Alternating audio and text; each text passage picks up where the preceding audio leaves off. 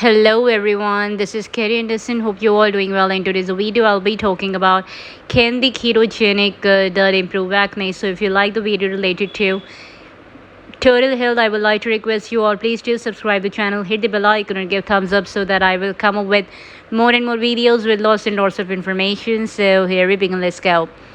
Pimples, blackheads, and red bumps. The primary symptoms of acne vulgaris affect more than 85% of adolescents and around 50% of people who are over the age of 25. In fact, so many people have acne that it is now the most common skin disease of Western civilization. Fortunately, recent research suggests that acne doesn't have to be so prevalent. Simple dietary interventions may be all we need to reduce the severity and incidence of acne.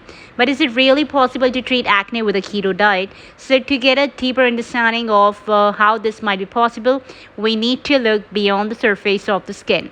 Now, why is acne so common?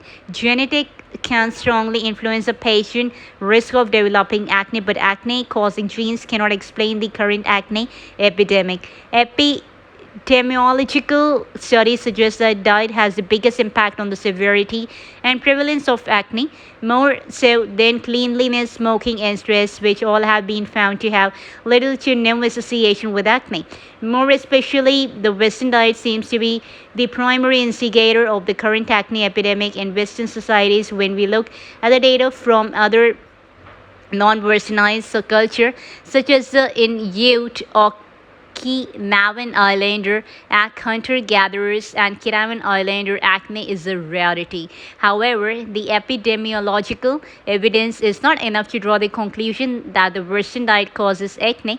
It doesn't even provide us with enough evidence to assert that any diet can increase the risk of acne. Only when we look at the psychological mechanism behind the creation of pimples, blackheads, and red bumps will we be able to figure out if diet can play a role in the development of acne.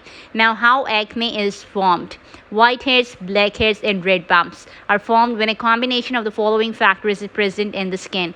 Increased reproduction of skin cells within the duct that carry oily lubrication to the skin and hair. Abnormal shedding of the skin cell around the hair follicle. Increased production of sebum, the oily waxy substance that waterproof and lubricates the skin and hair. Colonization of the uppermost layer of the skin, stratum corneum, by a bacterium called Propionibacterium acne, resulting in inflammation. As a result of these four factors, dead skin cell will stick together with the help of the excess oily sebum. This will block the pore of the hair follicle, forming a microcomedon, a clogged skin pore. If the micromedon is closest to the skin, then the skin pigment called melanin will be oxidized by the air, resulting in a dark appearance known as blackhead. In contrast, a whitehead formed when the microcomedon occurs deep within their hair follicle. Both whitehead and blackhead in their early and late stages provide ideal information for Propionibacterium acnes to proliferate. This trends to trigger an inflammation response that leads to redness, tenderness, and swelling. The four factors that create this chaos in the skin and mediate in the large part by insulin and others hormones that are impacted by insulin, such as testosterone and all those growth hormone and insulin like growth factor. So for example, DHT and DHEA seems to be the main culprit behind increasing the oil sebum production. Now, acne from a broader perspective, a helpful example of how impactful these hormones are on skin health can be found when we look at particular medical conditions that result from an imbalance of sex hormones.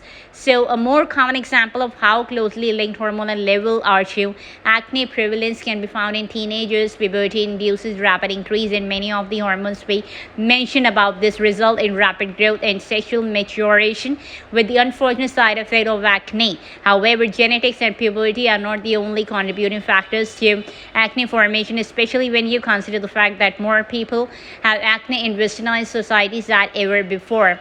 When we combine the data from population-based studies comparing the incidence of acne in westernized and non-westernized societies with the psychological mechanism of acne, an intriguing pattern emerges. Earlier, I mentioned how insulin and other hormones You can, yes, this is purely a contention held by many researchers to find out this is what really occurs in human. We need some high quality scientific evidence for clinical trials. So that's all about the keto diet in this video. I hope you really loved it.